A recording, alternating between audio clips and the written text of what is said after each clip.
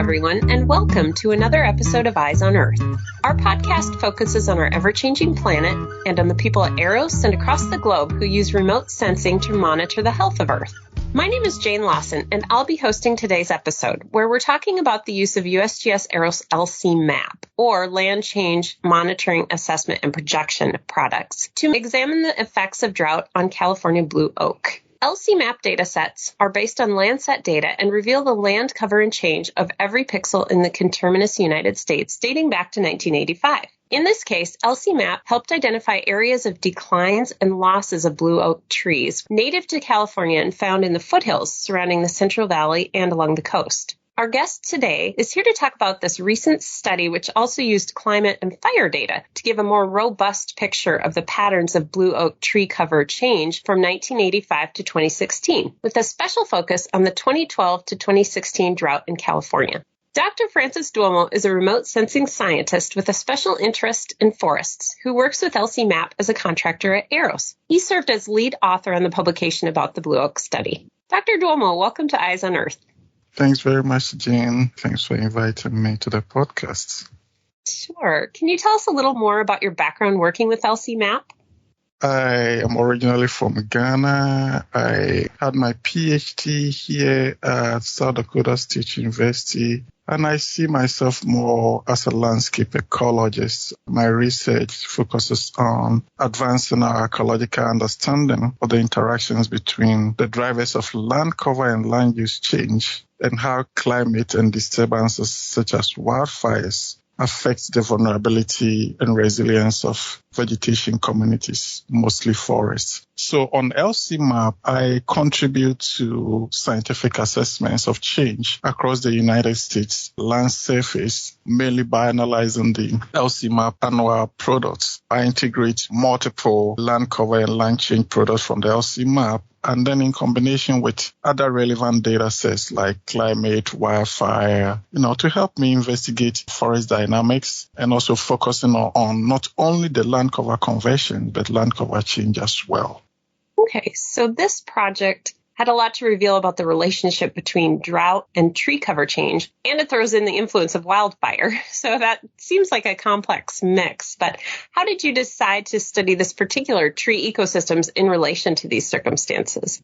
It's been widely known within the past several years that California has become, a hotspot of climate concerns. We have been hearing about severe drought conditions with rising numbers of wildfires and the resulting devastation to tree resources. With that in mind, studies that look at the interplay of the changing climate, wildfires, and other disturbances on tree resources is a necessity. But then the idea for this study came out from a newspaper article that project lead Jess Brown sent me. It was something that was looking at how to map the area with high resolution data sets and all that. But there were a couple of research questions that after reading the article, I thought those questions could be well probed with the LCMAP data sets. And we also know that with issues with the changing climate and all that, species with narrow range of distribution, such as the blue oak ecosystem, are more vulnerable to these circumstances. In the literature, we could hardly find anything about this. So that's what actually necessitated us to gather with my team to back up on this investigation, knowing very well that LCMAP is well positioned to unravel those ecological questions.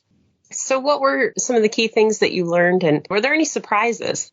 What we found that at the tail end of the study period, mainly from 2012 to 2016, there was this drought. And the special thing about this drought is that it was not only because it was prolonged, but it was also the hottest during that period since 1985 to 2016. There were other droughts that were not as severe as the 2012 to 2016. But on top of that severe drought, we have some of the warmest temperatures. And when you have such a drought with warmer temperatures, that tend to confound things and make things a little bit out of the normal for most of these ecosystems. This warmer multi-year drought left distinctive scars on tree cover, in that we observed exceptional increases in tree cover loss. And I would say that was also something I would call surprising, because if you look at the data set, if you look at tree cover loss over the entire period, again, not only the tree cover loss that we saw, but also the level of tree cover condition change. And here we are talking about losses in tree cover that do not lead to a complete loss of the cover, like it's a forest and then it turns into, say, agriculture.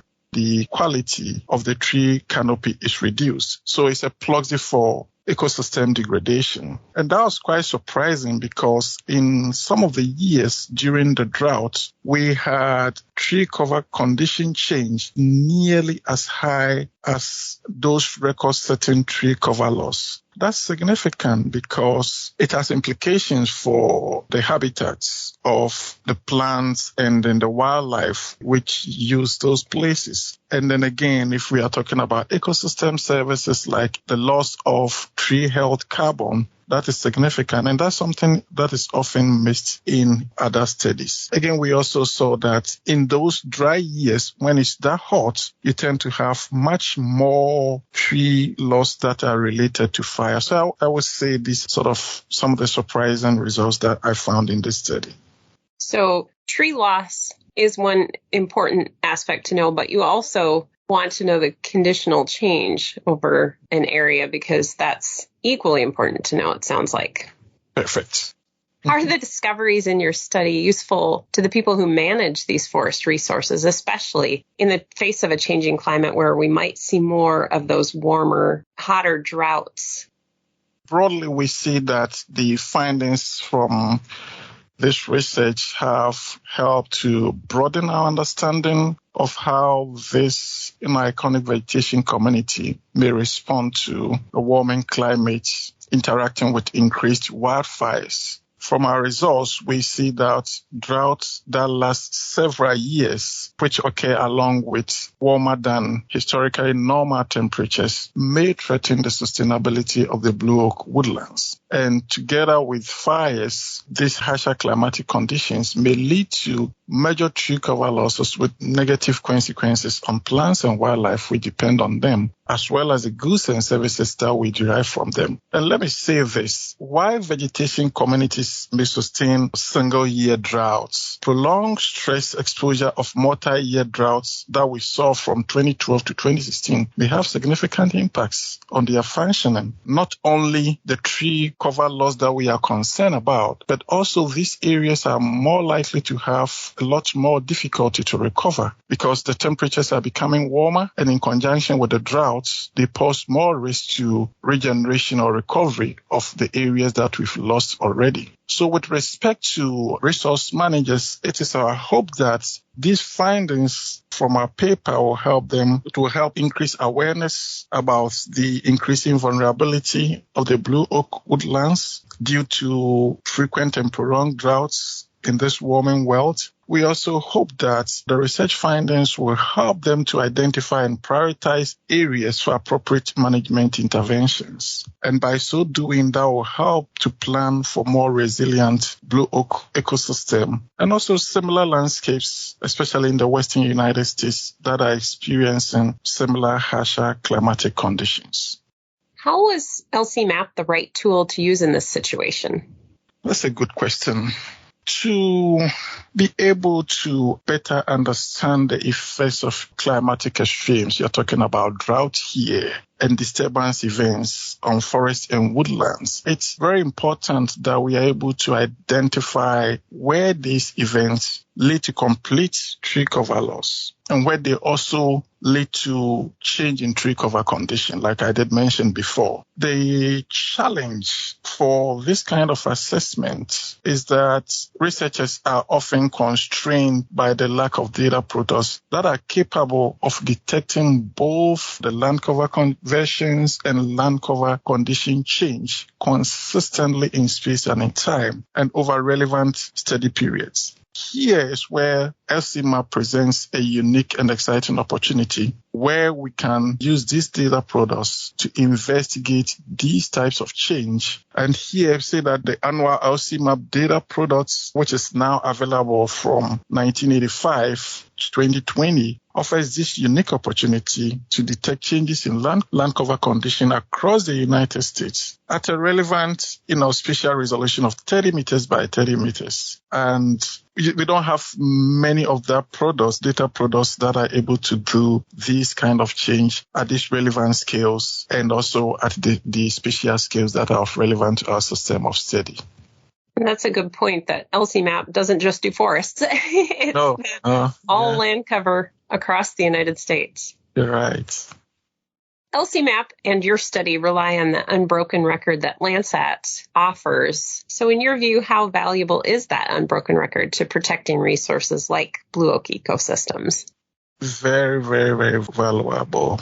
Generating more reliable Earth observation-based information for protecting these valuable resources, you need a couple of things with this data set. You need Earth observation records of temporal depth relevant to our system of study. And here we're talking about historical data sets over multiple decades. We should have Earth observation system that's able to image the Earth surface at spatial scale and at frequencies relevant to the dynamics of our system of study. Of course, having unrestricted access with high level of processing. And now these days, we don't even talk about cost of satellite data anymore, thanks to Landsat. If you look at all these requirements, Landsat is unparalleled in these aspects, making it the most suitable for this kind of study. We can have satellite data that can match these records that we have with the Landsat going all the way back to 85 and consistently imaging the Earth so that we can have consistent and more reliable resource. Landsat is unmatched in this instance. So your resources for a study like this can all go toward analyzing rather than toward acquiring data. How will your work on this project inform any future work that you might do with LCMAP, especially as it involves woodlands?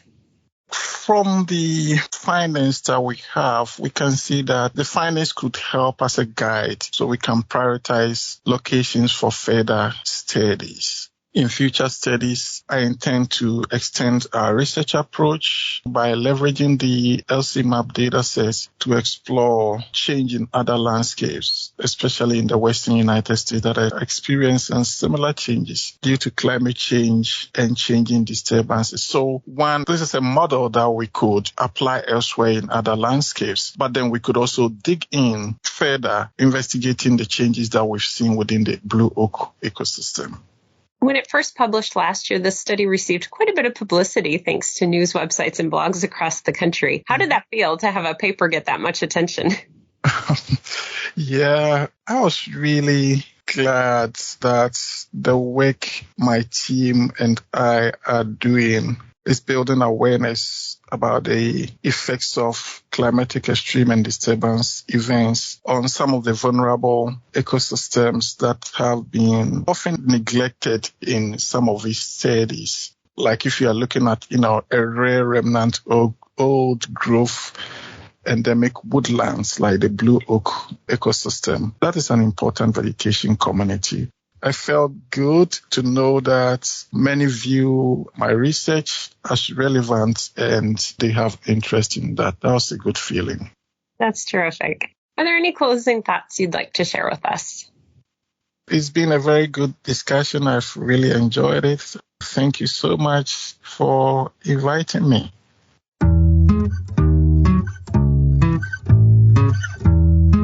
I appreciate it. Thank you for joining us for this episode of Eyes on Earth, Dr. Duomo, where we talked about LCMAP and its application in California blue oak ecosystems. And thank you to the listeners as well. This podcast is a product of the U.S. Geological Survey, Department of Interior.